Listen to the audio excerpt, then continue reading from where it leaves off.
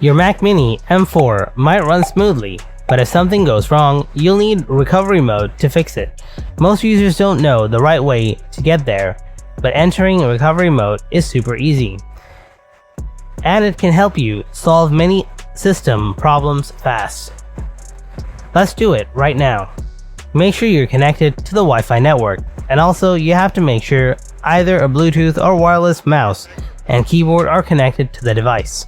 So, first, you need to shut down your Mac Mini, either from the menu, or if it's not responding or having some problem with it, just press and hold the power button under the Mac machine till the screen turns off. Now wait for 10 seconds, then again press and hold the same button. Don't release until you enter the recovery section.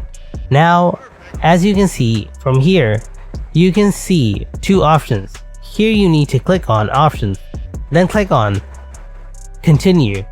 Here you might need to enter your email, your lock screen password if it asks. Then you will see a bunch of other options appear, like Reinstall macOS, Restore from Time Machine, Safari, and use Disk Utility to repair/erase disks. And at the top, you will have some other tabs which you can explore, and go ahead and see whatever you have to do in the recovery mode. When your work is done, you just want to get out of here. Just click on this Apple icon. To exit recovery, just restart your Mac Mini normally. So that's how you can enter macOS recovery mode on Mac Mini M4. If you found this video helpful, then make sure to hit that like button and subscribe to my channel.